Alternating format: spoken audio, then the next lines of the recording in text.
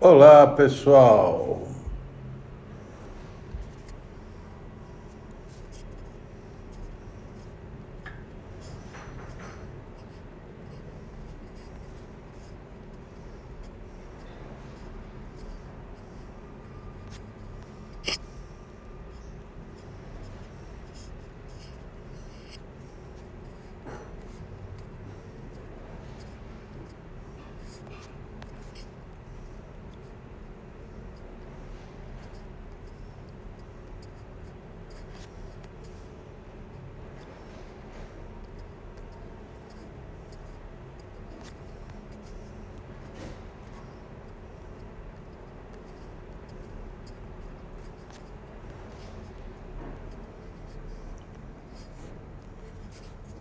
Olá, pessoal. Kleber, Feig, Sussu, Priscila, como vamos? Bem-vindos. Como é que vocês estão? Como estamos todos? Todo mundo bem? Enquanto o pessoal vai entrando, fala, Zé, como vai? Beijinho na Raquel. Adriana, como vai? Bem-vinda. Enquanto vocês vão entrando, a gente vai contando. Este é o Era Uma Vez, nosso lugar de contar história para gente grande, atualmente no ciclo Volta ao Mundo em 80 receitas. Hoje vamos falar da África. E Deus, Sam, Paula, Lídia, bem-vindos. Que bom estejam aqui. Abelardo, como vai? Muito bem-vindo. Quarta sim, quarta não, estamos reunidos no Era Uma Vez, como eu dizia, atualmente no ciclo Volta ao Mundo em 80 receitas. Terminando a nossa live, eu estou publicando nas mídias os ingredientes necessários. ABHD, como vai? Olá! BR Now, bem-vindo. Estou publicando as receitas, os ingredientes. Marina, bem-vinda.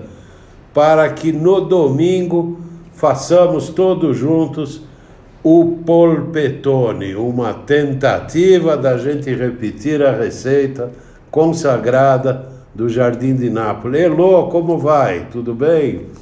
Então, domingo, 11h30, no Nós na Cozinha, vamos estar preparando o polpetone, conforme vocês pediram.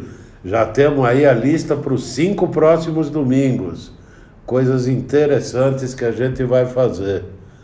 Oi, Kátia, como vai? Oi, Marina, tudo bom? Bem-vinda, de novo, melhor dizendo. Então é isso.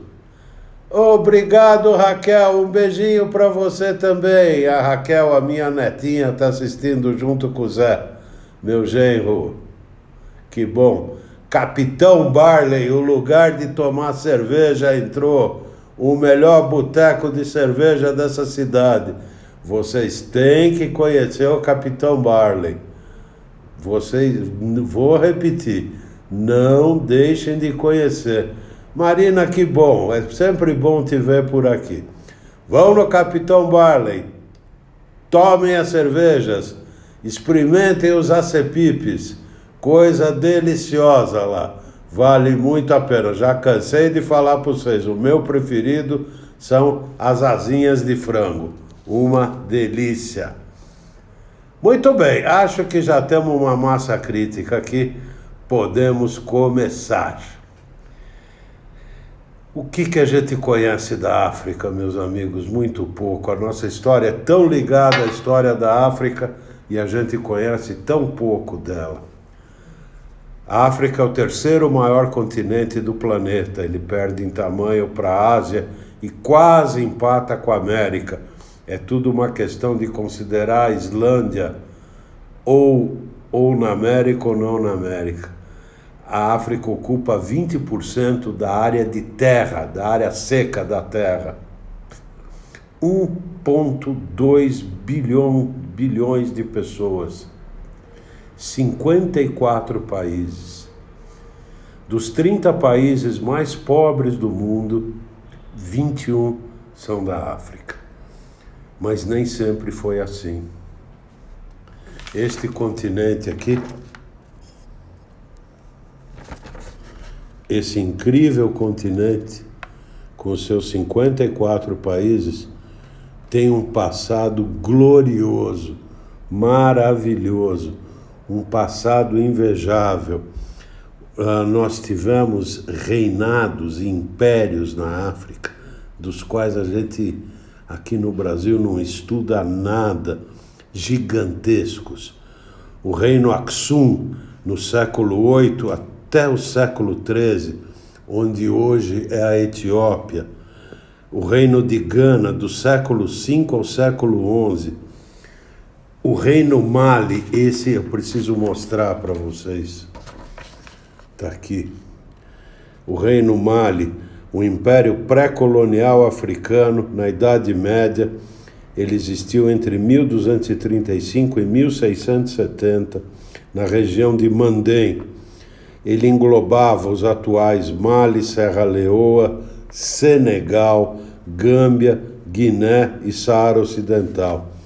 Foi um dos mais poderosos impérios da história da humanidade, sendo uma das maiores potências da Idade Média, além de um dos mais ricos.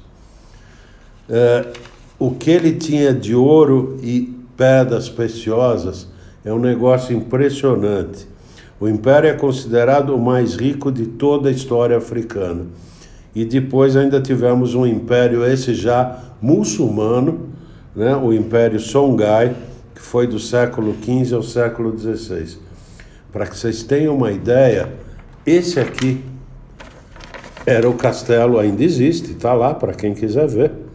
Era o castelo do Mansa, do imperador do reino Mali, um reino riquíssimo.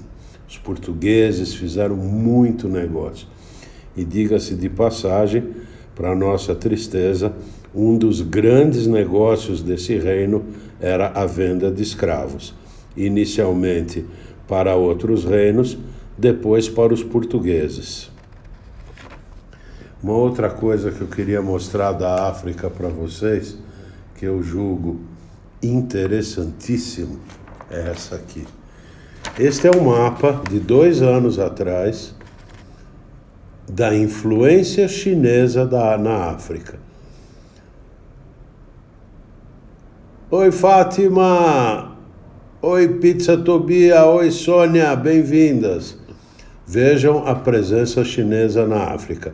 Quanto mais escura a cor vermelha, maior a influência chinesa na África. Tem países na África, como por exemplo Zâmbia e Zimbábue, que praticamente são territórios da China hoje. A China está entrando pesadamente na África. Tiago, como vai? Bem-vindo, meu querido chefe, meu amigo. Tiago Blaine, chefe do melhor bistrô italiano de Monte Verde. Não deixe de conhecer o Tiago e o bistrô da Sônia lá em Monte Verde. Uma delícia. E imediatamente nós vamos para a Tunísia, aqui em cima da África, né? Eu tenho que contar para vocês que uma das formas de dividir a África é chamar de África Branca todo esse norte aqui, que é uma região acima do Saara, né? O Saara corre por aqui assim, e onde existe uma quantidade grande de raça branca. A religião muçulmana domina essa região, e a África Negra, que é do Saara para baixo, todo o resto da África. São aproximadamente 44 países aqui, ou 43, e 11 aqui em cima na África Branca. A Tunísia é um dos países mais desenvolvidos da África. O PIB da Tunísia é de 3.318 dólares per capita, o IDH de 0,740. Para comparar, o PIB do Brasil hoje per capita é em torno de 11 mil dólares e o IDH é 0,675, né? 40% do território da Tunísia é deserto do Saara. A Tunísia tem uma história muito curiosa. Em 1869, ela declarou-se falida, como um país falido. A França tomou conta da Tunísia, a Tunísia virou uma colônia da França. O francês é muito falado na Tunísia até hoje. E ela teve a independência dela em 1956. E nunca é demais dizer que todo aquele movimento das flores, a Revolução das Flores, começou, né, que mexeu com todos os países árabes, começou na Tunísia. É um país muito interessante, muito bonito, com uma economia relativamente estável. A cozinha dela, a origem está no povo berbere, que foi um povo que habitou essa região aqui da África. Recebeu influências de Cartago. Cartago era aqui, entre a Tunísia e a Líbia era a cidade de Cartago. De Roma, influências muçulmanas e, mais recentemente, da França e do sul da Itália, da Sicília. Isso tudo formou uma culinária muito interessante. E a nossa sugestão da Tunísia é a salada michoua. A salada michoua, então, hoje, todas as receitas que eu vou falar aqui estão no blog, já estão lá no blog, que são receitas diferentes, e eu fiz questão de colocar todas no blog. A salada michoua é uma salada que leva tomates, pimentões, cebola, ervas, tudo grelhado. É uma salada onde tudo é totalmente grelhado. Depois enfeitada com azeitonas e ovos e um temperinho bem africano. Muito, muito, muito interessante. Recomendo experimentarem. É uma salada onde tudo nela é grelhado. Michoua da Tunísia. E da Tunísia nós vamos para um dos países mais surpreendentes da África, que é a Nigéria. Está aqui, no círculozinho azul. A Nigéria, gente, eu tenho que contar para vocês, tem um PIB de 2.230 dólares per capita, um IDH de 0,533. Ué, mas você não disse que era um país surpreendente? A única coisa é que a Nigéria tem a bagatela de 210 milhões de habitantes. A população do Brasil está na Nigéria. Tem uma economia muito forte. 60% desses 210 milhões trabalham na agricultura, maior exportador mundial de amendoim, cacau e óleo de palma, além de ser um importante produtor de cocos, frutas cítricas, milho, mandioca, inhame e cana-de-açúcar. Aliás, a Nigéria é o maior produtor do mundo de mandioca. Mandioca essa que foi levada do Brasil para lá pelos portugueses. A outra curiosidade da Nigéria é um grupo étnico que tem lá de 5.000 pessoas que são chamados de agudás. O que são os agudás? São escravos brasileiros que foram libertados e após libertados resolveram voltar.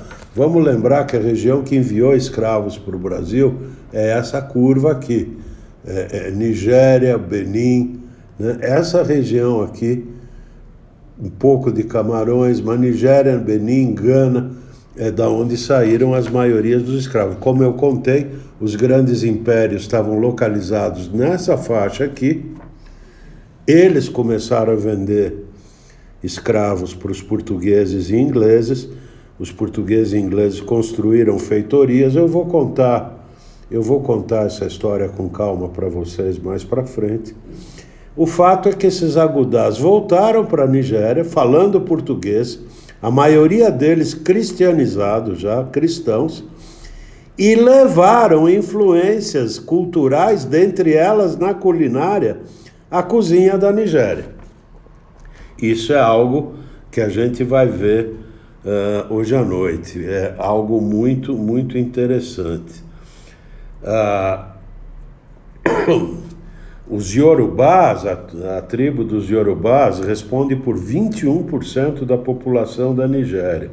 A cozinha nigeriana funde receitas de mais de 500 grupos étnicos. 500! Que formaram o país. Ela é muito baseada em caça. Os dois itens mais caçados são o porco-espinho e o ratão do banhado. Usam muito abacaxi, coco, banana e manga. Como eu falei, é o maior produtor mundial de mandioca, e a farinha de mandioca é usada para exatamente tudo no país. A farinha de mandioca na Nigéria é chamada de gari. A nossa sugestão para uma receita nigeriana é o arroz jollof. O que é o arroz jollof?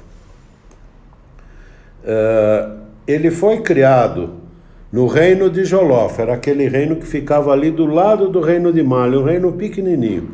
E comerciantes maleses levaram essa receita para a Nigéria e acabou que virou o prato nacional da Nigéria. É um arroz cozido num temperadíssimo molho de tomate.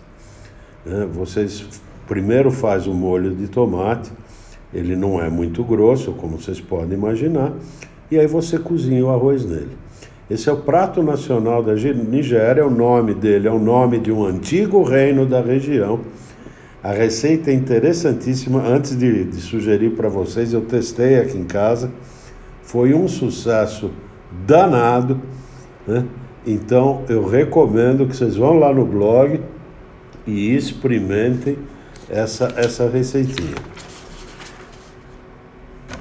Bem, daqui nós vamos para o Marrocos. Vamos lá para o Corno da África. Aqui essa região é conhecida como Corno da África. Marrocos tem um PIB de 3.204 dólares per capita ano, um IDH de 0,539, 34 milhões de habitantes. Um dos 5 maiores produtores do mundo de azeitonas, figo e tangerina e tomate. É o 6º maior produtor do mundo de azeite. E nós vamos sugerir um prato que tem uma curiosidade muito interessante. O Marrocos é um país eminentemente muçulmano.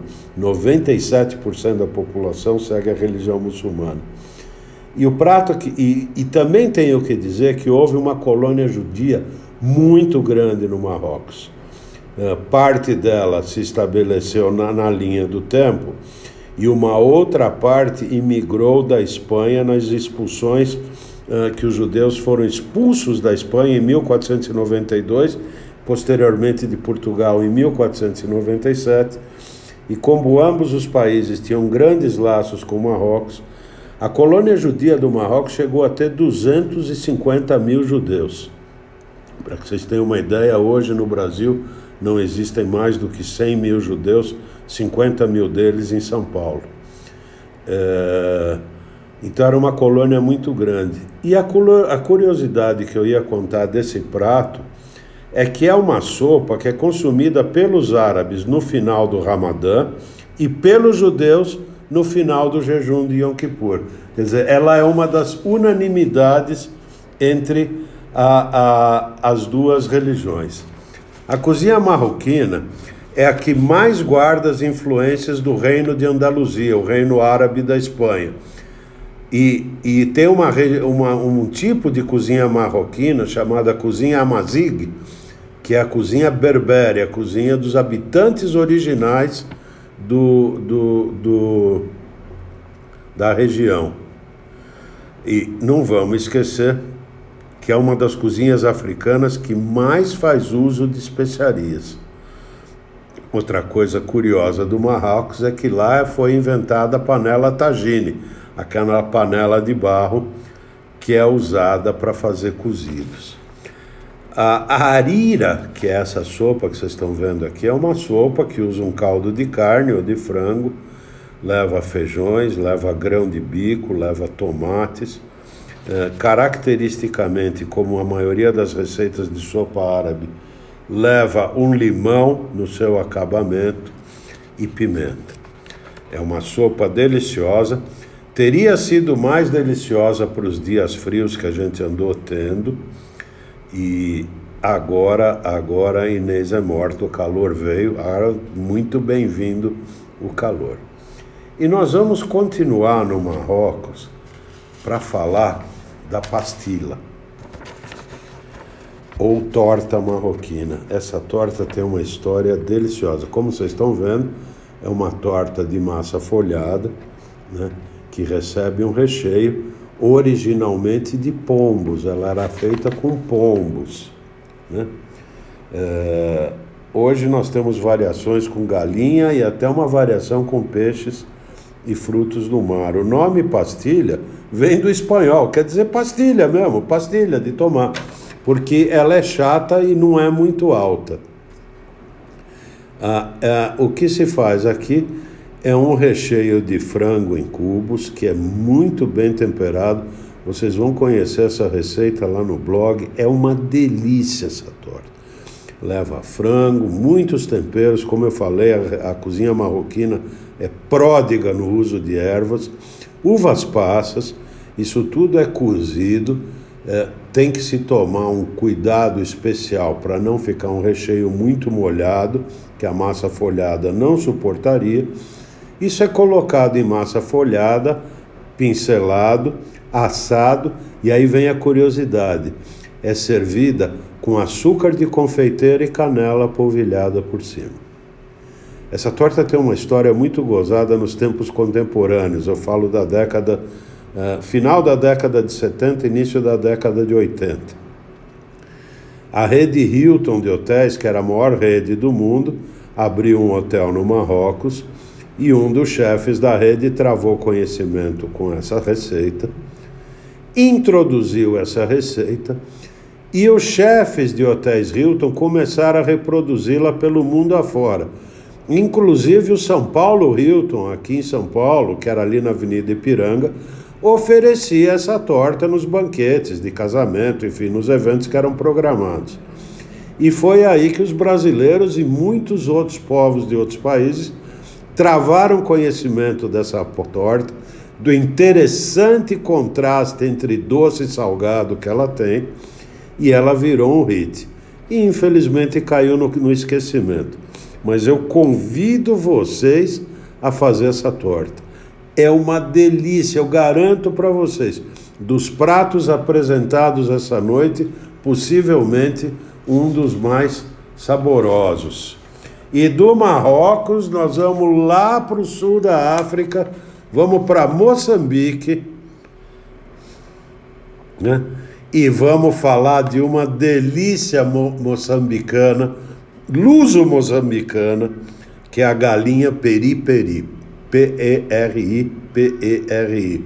Peri-peri. Estou vendo que está entrando Daniel, Edna, Ladoelser, Fátima, muito bem-vindos, gostoso tê-los aqui, obrigado por estarem conosco. Bom, Moçambique é um país de 30 milhões de habitantes, 80% da população trabalha na agricultura, infelizmente na agricultura de subsistência. A gente sabe do passado tumultuado de Moçambique, né? É um país onde 64% da população ainda vive em estado de insegurança alimentar. A gente sabe que Moçambique foi uma colônia de Portugal e obteve sua independência na década de 70 e passa até hoje por grandes problemas. Entrou minha amiga da mesa inefável, muito bem-vinda, Marília, muito bem-vinda. A culinária de Moçambique é inicialmente influenciada por árabes e depois, obviamente, fortemente pelos portugueses. Dois dos seus ingredientes mais utilizados, a mandioca e o caju, na verdade o caju é fruta nacional do Moçambique, foram levados pelos portugueses do Brasil. Oi, Malu, boa noite. Né? A sua grande costa dá fama às receitas de peixes e frutos do mar. O peri-peri, ou piripiri, como é chamado em Portugal, quer dizer picante. E não é mais nada do que a pimenta malagueta, que também foi introduzida pelos portugueses e de Moçambique se espalhou pela África inteira. Na verdade, ela entrou aqui pelas feitorias portuguesas de escravo e se espalhou pela África inteira. A nossa sugestão de Moçambique é uma galinha ao molho peri-peri. É uma galinha que é temperada previamente com molho à base da pimenta peri-peri. É deixada maturar por uma noite, depois cozida rapidamente, e pode ser servida fria. Tivemos uma quebrazinha. Fria sem o molho ou quente com o molho. Houve uma época que eu ia muito a Portugal. Nós tínhamos uma empresa em Portugal e eu chegava no hotel, era um voo que sempre me deixava lá de manhãzinha, eu trabalhava e a minha primeira comida em Portugal, já pedia no hotel, era uma galinha fria piripiri. E o meu primeiro jantar em Portugal era sempre uma sardinha grelhada na brasa que eu ia comer lá na Feira Popular. Já conversamos, seja sobre a galinha agora ou sobre a sardinha grelhada, falamos quando estivemos viajando por Portugal, vocês lembram? Perdão, deixei vocês com a luz. Veneuza, muito bem-vinda. Machado, bem-vindo. Que gostoso tê-los aqui. E vamos para a África do Sul. Vamos passear na África do Sul. A África do Sul é um pouco mais conhecida da gente. A África do Sul, obviamente, fica no sul da África. Também algumas curiosidades, como Lesoto, que é um país-ilha dentro da África do Sul. Vocês já pararam para ver isso? Samarcande é outro país-ilha dentro da África do Sul. São aquelas curiosidades que portugueses e ingleses andaram aprontando na África. A África do Sul tem 58 milhões de habitantes, um PIB de $6.000 por habitante, um IDH de 0,709. A África do Sul já é considerada um país razoavelmente rico, né?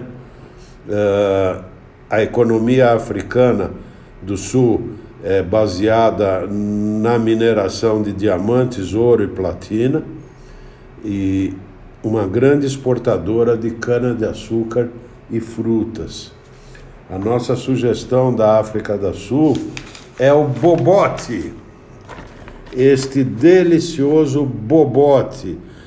A raiz da culinária africana está em 3 povos: Khoisan, Xhosa e Soto.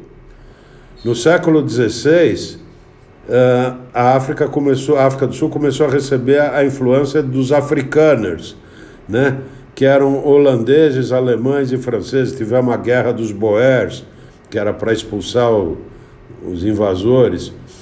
Os holandeses trouxeram serviçais e escravos da Malásia e da Indonésia, que eram colônias holandesas, né?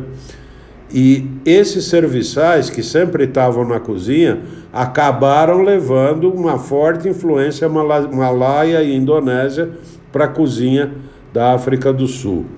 A cozinha da África do Sul é muito baseada no churrasco, coisas grelhadas tem para todo canto na África do Sul. E o bobote, a nossa sugestão de hoje, é um caso típico de influência malaio-indonésia. O nome vem do malaio boembe, que quer dizer muito bem temperado. O primeiro registro dessa receita é de 1609. Ela pode ser feita com carne ou com frango, habitualmente com carne. De novo, faça um cozido com um tempero bem forte. Ele é coberto com ovos batidos com creme de leite ou com leite, e aí então assado. Uma receita interessantíssima. E depois de tanta carne, a gente vai para a Etiópia, olha, você vê que nós estamos dando uma volta, eu estou tentando pegar uma volta na África. Nós vamos para a Etiópia,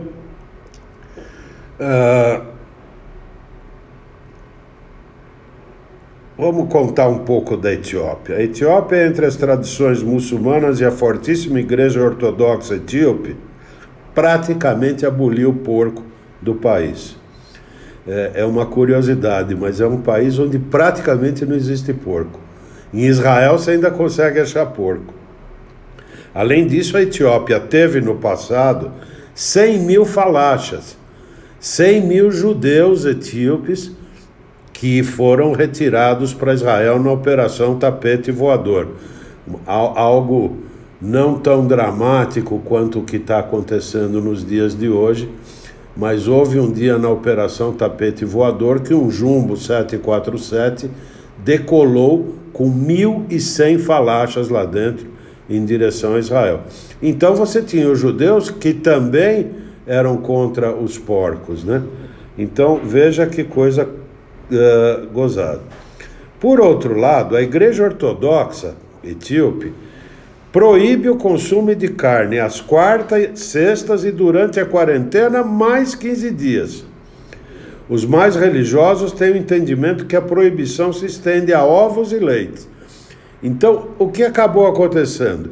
A cozinha etíope é riquíssima em uso de vegetais, né? É uma das cozinhas mais interessantes que existem na África do ponto de vista da cozinha vegetariana. A nossa sugestão de hoje é um vat. O vat é um cozido de pimentões e vegetais até virar um purê, vocês estão vendo? E que acompanha rigorosamente qualquer comida que você pedir, na Etiópia. A Etiópia é a antiga Abissínia, a terra de Cush, citada na Torá. É um dos possíveis locais de origem da humanidade. E vamos lembrar da rainha de Sabá, que teve um caso com o rei Salomão, gerou um filho, Menelik, que iniciou uma dinastia naquela época que foi terminar na década de 70 com Haile Selassie, né? O tigre da Etiópia. Uma dinastia longuíssima, talvez uma das mais longas dinastias da história. Como eu dizia, o vat é uma mistura de vegetais e legumes temperados com berbere. Berbere é uma mistura de temperos. Eu dou a receita de como fazer berbere em casa, que pode ser comido pura ou combinado com frango, onde ele vira um dorovat, com carne, um segavat, com bode, ele vira um begvat, ou com peixe, um azavat. Todas essas proteínas grelhadas. Desculpem, a internet hoje está terrível, amigos. Espero que vocês continuem por aí. Então, entendido? É um purê de legumes. Vocês vão ver a receitinha lá no blog, ela está lá bonitinha, arrumadinha. Vocês vão ver a receitinha e vão entender. E pega as proteínas, grelha a proteína que você escolher e serve com esse delicioso purê de vegetais. Ainda da Nigéria, eu tenho que falar para vocês do moi moi. Olha que nome gozado, moi moi.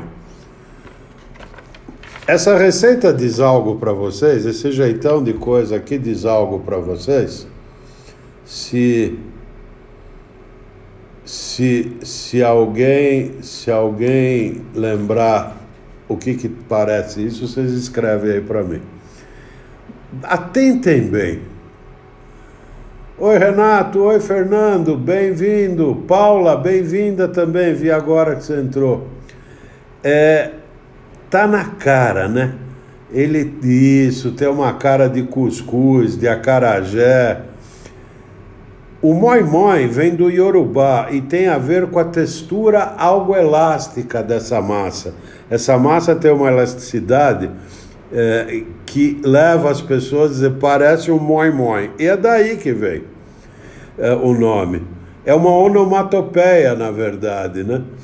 E se você utilizar sardinhas no prato, como a gente faz aqui com o nosso cuscuz, o prato muda o nome para moi-moi alágolo, moi-moi com surpresa. Ele também pode ser preparado como um pudinzão ou em porções individuais com ovinho, né? Como está aqui na foto. Isso é para vocês verem como as influências africanas chegaram no Brasil, né? Ele é feito de feijão. Essa é uma massa de feijão, por isso ele raspa no acarajé. Ele fica entre o acarajé e o cuscuz, ele fica flamando no meio. Olha que bom, Arba, que gentileza sua. Fico feliz que você me acompanhe e que goste aqui das nossas histórias. Então, para vocês verem como essas influências chegaram no Brasil. E vamos imediatamente para a Costa do Marfim. Costa do Marfim, uma colônia da França, reunião de vários reinos. A gente viu que a maioria dos reinos andaram por essa região aqui. Como eu disse, grande fornecedora de escravos do mundo foi essa curva aqui, porque os grandes reinos, Mali vinha aqui, Boxum aqui em cima, né? E eles capturavam escravos nas regiões e vendiam as feitorias todas aqui. Depois teve uma grande feitoria portuguesa aqui em Cabo Verde, talvez a maior de todas elas. A Costa do Marfim recebe esse nome pelos portugueses, obviamente, porque era uma grande fornecedora de marfim, tinha uma grande população de elefantes.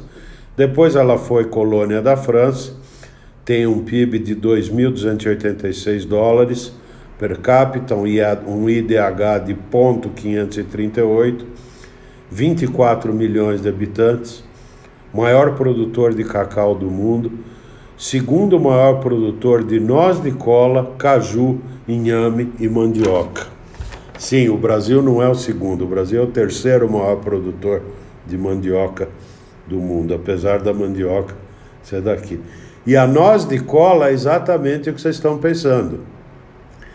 É o cola do Coca-Cola, é da noz de cola. Antigamente a Coca-Cola usava a noz de cola, ela acabou ficando muito cara, hoje ela é feita artificialmente. Mas a noz de cola ainda é usada na indústria de cosméticos e na indústria de alimentos. E a Costa do Marfim é a maior produtora do mundo. Até o início do século XX, a Costa do Marfim exportava dentes de elefante, exportava marfim para o mundo inteiro. O que nós vamos falar hoje é de um prato de lá chamado atieké. Atieké, deixa eu pegar aqui o atieké para vocês verem, tá aqui. É outro que vocês estão vendo?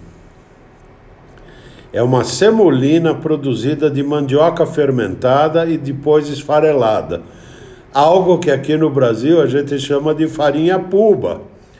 A mandioca é deixada de molho, depois ela é seca, ela é ralada, prensada, novamente esfarinhada, e aí é colocada no vapor e feita como um cuscuz. Aqui ela está sendo acompanhando um franguinho, né? No fundo é a nossa farinha puba. De novo, veja que coisa. Cozinha inspiradora, Zilá, Anísio, muito bem-vindos. Vejam que coisa interessante, né? Vejam que coisa bacana que é como essas coisas se interligam e se interinfluenciam. E da Costa do Marfim, vamos à República dos Camarões, um pouquinho acima. Estão vendo aqui os Cameroon, né? República dos Camarões, por causa do Rio dos Camarões, que é um rio que deságua no mar e que tinha muito camarão. É uma junção dos reinos de Baca e Sal. No século XIX, teve um emirado no norte dos Camarões. Foi o primeiro país da África a sofrer a influência muçulmana. Ele foi uma colônia alemã até o século XIX. Aliás, até o começo do século XX, na verdade. Após a Primeira Guerra, a administração dos Camarões ficou dividida entre a França e a Inglaterra. Foi uma bagunça isso aí. E ele se tornou um país único e teve a independência dele em 1984. É um dos países da África mais estável politicamente, tem 24 milhões de habitantes, um PIB de $1.514 per capita, um IDH de 0,563, é um país, para todos os efeitos, pobre, apesar de estável. Terceiro maior produtor de banana e de azeite de dendê do mundo. A cozinha de Camarões, por ter tido 3 países colonizadores e estar no centro da África, é das mais variadas do continente. Realmente é muito interessante. Nidulé é uma planta conhecida no Brasil como vernônia. Aqui a gente usa ela como planta decorativa. Lá ela é consumida, as folhas dela. É uma espécie de espinafre mais amargo. O nidulé é isso aqui. Vocês vão fazer o nidulé, vai se refogar as folhas de espinafre, depois cozê-las num caldo de camarão. Enquanto isso, você vai grelhar o camarão e vai servir com mandiocas cozidas, com bananas da terra cozidas e fritas. A tradição é que ambos os acabamentos sejam usados para o nidulé. É muito interessante esse prato. É um prato para quem não come carne, mas come peixe ou camarão. Feito com espinafre, fica bem menos amargo que o original e é muito interessante. E rapidamente a gente vai conhecer a Yassa, no Senegal.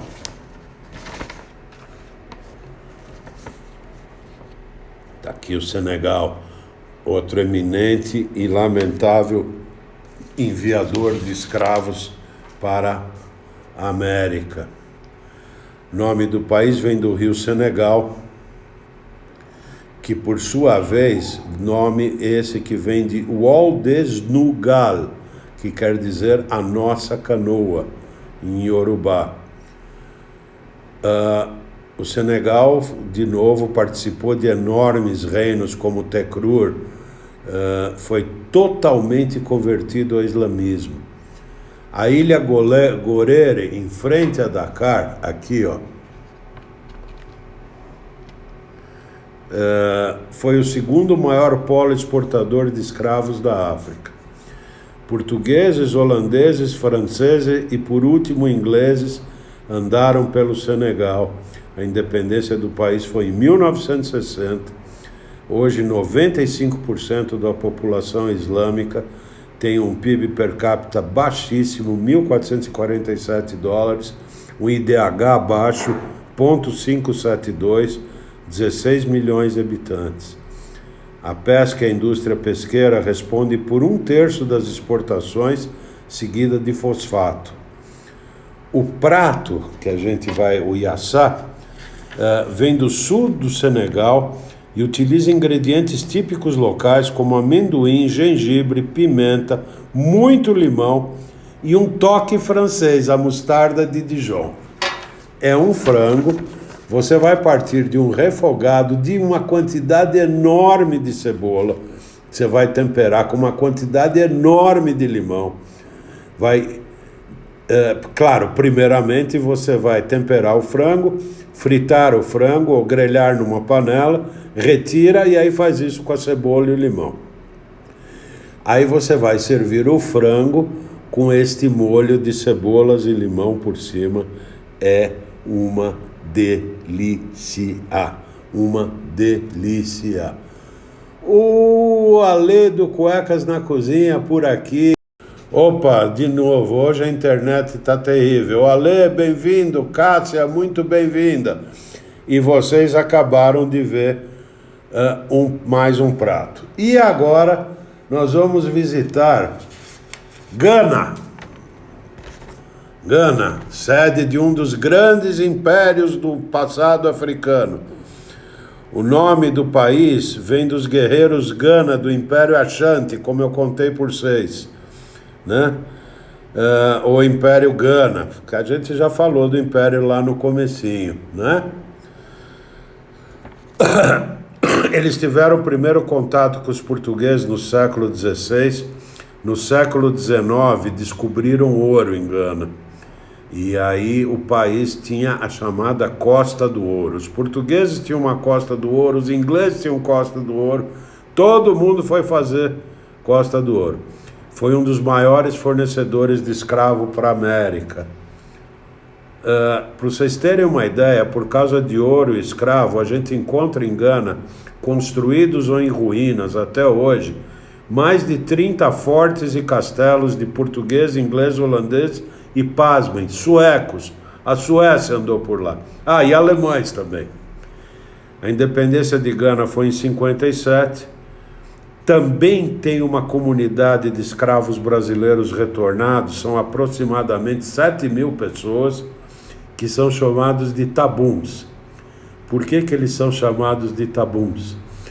Porque essa gente retornou do Brasil logo depois da libertação dos escravos, alguns anos depois, e quando falavam com esse pessoal, tudo que se falava com ele, esse pessoal, esses retornados respondiam tá bom, e de tá bom o nome deles ficou tabuns. Exerceram grande influência na cozinha de Gana, como a gente vai ver daqui um pouquinho. Grande produtor de ouro, cacau, abacaxi, manganês e bauxita. Um PIB de $2.200 per capita, um IDH de 0,611, 28 milhões. E o fufu, que é a nossa sugestão, ele não é mais nada que uma polenta feita de mandioca. Você vai pegar farinha de mandioca, fazer como polenta. Isso de novo para vocês verem a influência dos retornados. E vai fazer o fufu africano, aqui servido com bode. Todas as proteínas em Gana são servidas com fufu, como eu falei, a receita está lá no meu portal. Mas é, no fundo, um mingau, ou uma polenta, como queiram, feito a partir de mandioca. Muito, muito interessante.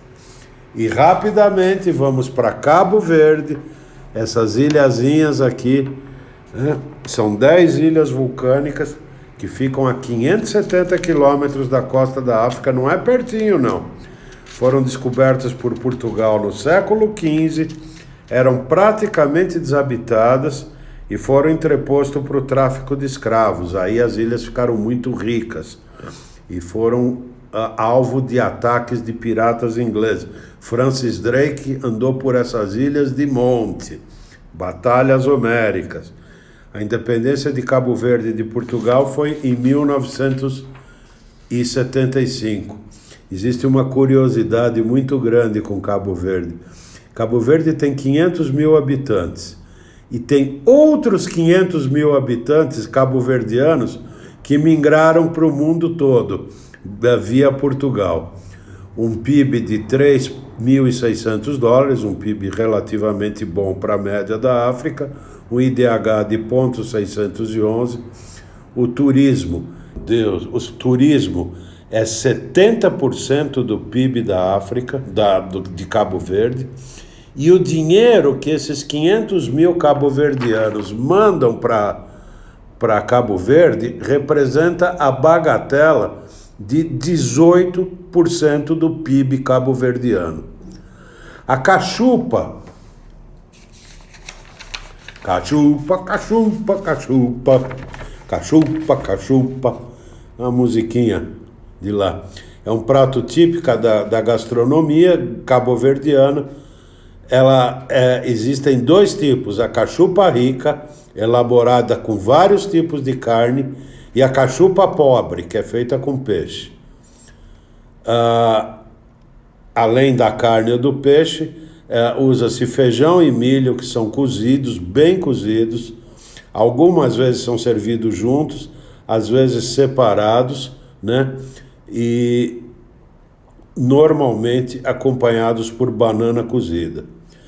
A ideia é que ou se cozinha tudo junto e serve, ou se cozinha tudo junto e se serve a carne e o peixe numa tigela, a cachupa numa segunda tigela e a banana cozida numa terceira tigela. É algo bastante aproximado ao munguzá nordestino. Bem aproximado ao munguzá nordestino. Receita interessante. Oi, Yolanda, Luísa, Jana, Morgana, vocês entraram na hora da cachupa da Tanzânia. E da Tanzânia a gente está indo para Angola. Aqui, Angola, do outro lado da África. Fomos de um lado para o outro. E vamos conhecer o fungi de Angola. O nome de Angola vem do banto Ngolá, título dos reis do reino de Dongo, que quando os portugueses chegaram nessa região era o reinado de Dongo, né? Século XV. O navegante português Diogo Cão chegou lá, fez uma feitoria e acabou com o povo de lá. Os portugueses estabeleceram uma feitoria em Luanda em 1575 e foram se expandindo. Durante 2 séculos, sua única atividade econômica era o tráfico de escravos. Portugal e Holanda disputaram vários pedaços do território de Angola, até que em 1920 Portugal estabeleceu o território atual do que é Angola. Tivemos a Revolução e a Independência de Angola em 1975. Nós todos sabemos que foi um processo extremamente difícil, onde logo após a Revolução tivemos uma guerra civil entre esquerda e direita. Angola hoje é um país socialista, 30 milhões de habitantes, grande produtora de café, cana-de-açúcar, sisal, milho. Angola tem uma razoável quantidade de petróleo, ferro, manganês, prata. E em 1975 descobriu-se urânio, mas até hoje não se explorou devidamente. O fungi angolano é um pirão de farinha de mandioca